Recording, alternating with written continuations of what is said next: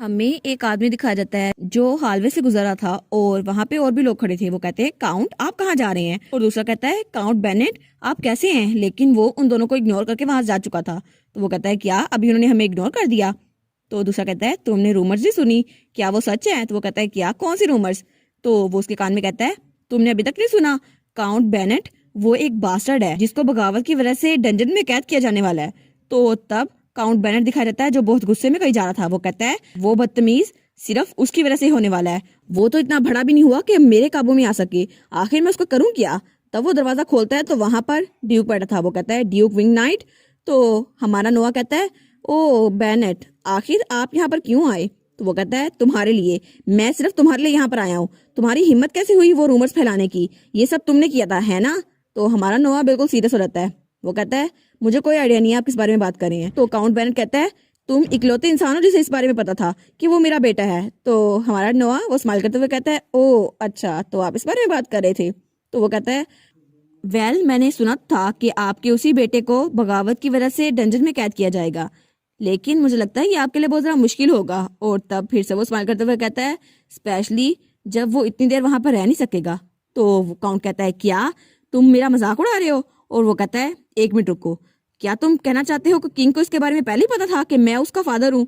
तब वो किंग को इमेजिन करते हुए सोचता है अच्छा तो मुझे कहेगा कि मैंने तुम्हें इसलिए बुलाया क्योंकि तुम बहुत ज्यादा डेस्परेट लग रहे थे। तो वो सोचता है मैं तो ड्यूक से इस बारे में डील करना चाहता था, लेकिन मुझे लगता है मैं फेल हो गया हूँ, और वैसे भी मेरा बेटा डंजन में रहा तो लोगों का मुंह कभी बंद नहीं होगा।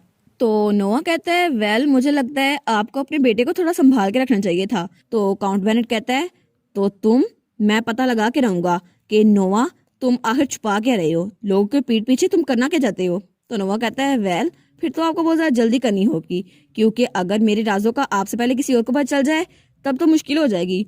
तो वो गुस्से में आता है और चिल्लाते हुए कहता है नोआ विंग नाइट। तो हमारा नोआ खड़ा होते हुए कहता है ड्यूक विंग नाइट आपके लिए मैं ड्यूक हूँ, और दोबारा मुझे मेरे नाम से मत बुलाइएगा। तो तब काउंट बेनेट पीछे होता है। तो वो कहता है आपका सर जल्द ही कलम कर दिया जाएगा, इसलिए आपको अपने मैनर संभाल के रखने चाहिए।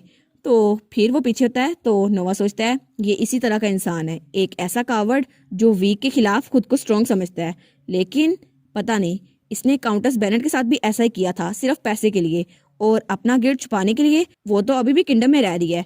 तो फिर नोवा कहता है मुझे लगता है आपको अब चले जाना चाहिए, क्योंकि अगर आप आज चले गए तो मैं आपके पास को नजरअंदाज कर दूंगा।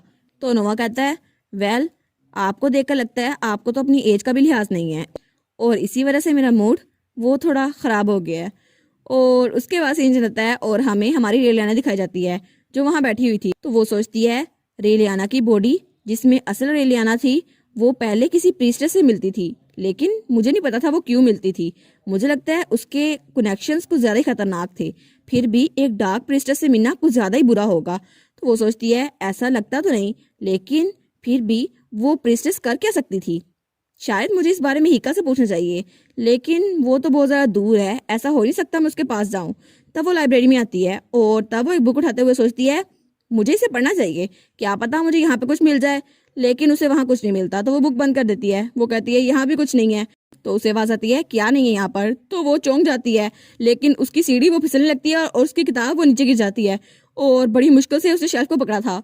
वो कहती है ये तो बहुत ज़्यादा क्लोज था, तो तुमने तो मुझे बिल्कुल डरा दिया नोवा। तो नोवा कहता है क्या मैं तुम्हें डरा दिया, और वो उसकी तरफ घुरी जा रहा था। वो कहती है क्या क्या हुआ, अब यहाँ पर क्या कर रहे हो।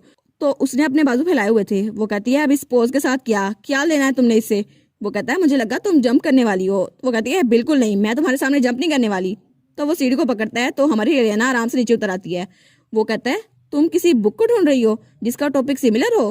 तो रेलियाना कहती है नहीं, मुझे ऐसा कुछ नहीं ढूंढना। वो कहता है अच्छा अगर तुम्हें इस बारे में पूछना है तो स्टडी की दूसरी साइड पे वो बुक्स पड़ी हुई हैं। तो रेलियाना कहती है नहीं, और वो सोचती है मैं तो इसे अवॉइड करने का ट्राई नहीं कर रही थी, लेकिन ऐसा लगता है वो बहुत ज़्यादा बदल गया है। और फिर वो दिल में सोचती है ऐसा बहुत ज़्यादा अच्छा होगा अगर हम लोग ऐसे ही रहें जब कुछ ना बदले। तो नोआ रुकता है और पीछे मुड़ के देखता है। तो वो कहती है नहीं नहीं कुछ नहीं, और फिर वो आगे मुड़ जाता है। वो सोचती है ये तो उसी वक्त वापस मुड़ गया, पता नहीं इसको मेरे बारे में कैसे पता, और ये मेरे फुटस्टेप को ऐसे अटेंशन से क्यों देखता है। और तब वो लाइब्रेरी के उसी पोर्शन में पहुंचती है जिसका नोआ ने बताया था। तो वो बुक्स देखती है तो वो कहती है नहीं, यहाँ भी नहीं, ये बुक तो मैंने पहले ही पढ़ी हुई है। यहाँ भी नहीं, यहाँ पे तो कुछ भी नहीं है। तो नोआ कहता है आखिर तुम ढूंढ क्या रही हो, अगर मुझे बता दोगी तो क्या पता मैं तुम्हारी हेल्प कर दूं। वो कहती है वेल, दिल में सोचती है अगर मैं इसको बता दूं तो ये ठीक रहेगा या नहीं। अगर पुरानी रेलियाना मैकमिलन सच में डार्क मैजिक के साथ एसोसिएट थी तो कोई भी इस बारे में जानकर खुश नहीं होगा। तो नोआ उसकी तरफ देखता है तो वो कहता है मुझे लगता है मुझे तुम्हारे बारे में कुछ आइडिया है, लेकिन मुझे इसके बारे में जवाब तो मिल सकता है। तो वो कहती है अच्छा तो मुझे बताओ मैं किस बारे में सोच रही थी। और फिर वो बुरा सा मुंह बना के कहती है कहीं तुम कुछ गलत तो नहीं सोच रहे हैं ना। तो नोआ कहता है नहीं नहीं ऑफ कोर्स नहीं। वो कहती है देखा इसने गलत ही समझा था। तो वो कहती है ठीक है मैं तुम्हें बता देती हूँ, मैं ओल्ड चर्च के बारे में रिसर्च कर रही हूँ, तो तुम्हें उसके बारे में कुछ पता है तो बताओ। वो कहता है अच्छा ओल्ड चर्च। तो वो कहता है अगर तुम्हें उसके बारे में पता करना है तो वो इस लाइब्रेरी में किताबें नहीं मिलेंगी। उसकी किताबें सिर्फ 2 लाइब्रेरी में मिल सकती है, एक तो नेशनल अकेडमी लाइब्रेरी में और दूसरी रॉयल लाइब्रेरी में। तो वो कहती है नेशनल अकेडमी, लेकिन वहाँ की लाइब्रेरी में तो औरतों का दाखिला मना है। और फिर वो कहती है तुमने कहा रॉयल लाइब्रेरी है ना, तो इसका मतलब है वो बिल्डिंग जो साइड पैलेस में है, लेकिन मैं वहाँ पे जा सकती हूँ। तो वो कहता है नहीं तुम नहीं जा सकती। वो कहती है लेकिन क्यों। तो वो कहता है सिर्फ वो रॉयल वहाँ पे जा सकते हैं जिनके पास स्पेशल परमिशन हो रॉयल लाइब्रेरी की। तो वो कहती है लेकिन मुझे स्पेशल परमिशन देगा कौन। तो वो सोचती है ओ नो किंग, उसके अलावा किसके पास इख्तियार होगा। वो कहती है फिर भी मुझे इतनी जल्दी गिव अप नहीं करना। तो नोवा कहता है या फिर एक और रास्ता भी है, मैं तुम्हें ये दे सकता हूँ जिससे ये तुम्हारी पोजेशन में आ जाएगा। तो वो उसे पकड़ने लगती है लेकिन वो कार्ड ऊपर कर लेता है। तो रिलेना कहती है प्लीज थोड़ी देर के लिए मुझे ये दे दो ना। वो कहता है मुझे ये देना चाहिए। तो रिलेना सोचती है कितना बदतमीज है ये, इसने पहले मुझे ये दिखाया और अब मुझे दे भी नहीं रहा। तो वो कहती है मुझे क्या करना होगा आखिर जिसकी वजह से तुम मुझे ये कार्ड दे दो। तो वो कहता है वेल मुझे सोचने दो, मे बी डिनर। तो वो कहती है डिनर। वो कहता है हाँ हाँ ऑफ कोर्स, तुम्हें पता नहीं है डाउनटाउन में एक नया रेस्टोरेंट खुला है, तुम मेरे साथ वहाँ चल सकती हो। वो कहती है नया रेस्टोरेंट डाउनटाउन में। तो फिर वो चिल्लाते हुए कहती है तुम्हारा मतलब ट्राटाबिया है ना। वो कहता है हाँ। तो वो कहती है लेकिन मैंने सुना था वहाँ 6 महीने पहले ही टेबल बुक करनी पड़ती है वरना वो जगह नहीं मिलती। वो कहता है अच्छा ये बात है, फिर तो कोई मसला ही नहीं है। तो वो दिल में सोचती है हाँ हाँ इसके लिए मसला क्यों होगा, इसने तो वो ड्रेस भी मेरे लिए बुक करवा दिया था जहाँ की प्रिजर्वेशन मिलना भी बहुत ज़्यादा मुश्किल थी, लेकिन मैं इसे एक्सपेक्ट क्या कर सकती हूँ, आखिर इतना अमीर जो है ये। तो वो दिल में सोचती है एक फेमस रेस्टोरेंट में डिनर, वेल ये इतना भी बुरा नहीं है, आखिर मुझे इसके बदले में रॉयल लाइब्रेरी में जाना मिल रहा है। वो सोचती है मुझे क्या करना चाहिए, मेरा दिल तो करे इसे मना कर दूँ लेकिन मैं कर नहीं सकती। तो वो उसका कार्ड पकड़ते हुए कहती है ठीक है मैं तुम्हारी बात मान लूंगी। तो नोआ बड़ा खुश हो जाता है, वो कहता है ठीक है तो तुम तैयार है ना। तो तब वो कार्ड लेकर वहां से भागती है। वो कहती है कुछ रीजन के लिए लगता है कि मैं हार गई, उसके सामने मेरा कोई भी बस नहीं चलता। और तब वो रॉयल लाइब्रेरी पहुंच चुकी थी। तो वहां का गार्ड वो कहता है क्या मैं आपका कार्ड दे सकता हूँ, और अपना मुंह ऊपर करके वो वहां पर देखता है। तो जब वो रेलिना को देखता है तो वो शौक हो जाता है। वो कहता है क्या क्या आप वही हैं। तो वो कहती है क्या हुआ, क्या मेरे चेहरे पे कुछ लगा है। वो कहता है नहीं नहीं कुछ नहीं लगा, लेकिन आप जा कहाँ पर रही हैं। वो कहती है रॉयल लाइब्रेरी, मुझे वहां से कुछ काम है। तो वो कार्ड उसे वापस देते हुए कहता है ऑलराइट आप आराम से जाइए। और उसके जाने के बाद वो पीछे से उसे घूरी जा रहा था। वो सोचता है आखिर अब मैं क्या करूं, ये लेडी रेलियाना है, लेकिन अगर कैप्टन ने इनको देख लिया तो फिर से इनके पीछे पड़ जाएंगे। नहीं नहीं मुझे उन्हें बताना ही नहीं चाहिए। और तब हमारी रेलियाना वो लाइब्रेरी के अंदर पहुंच चुकी थी। तो तब वहाँ पे लाइब्रेरियन था, वो उससे पूछती है मैं कुछ बुक्स ढूंढ रही हूँ जिसमें ओल्ड चर्च के बारे में लिखा हो। तो वो उठते हुए कहता है ठीक है आप मुझे फॉलो कीजिए।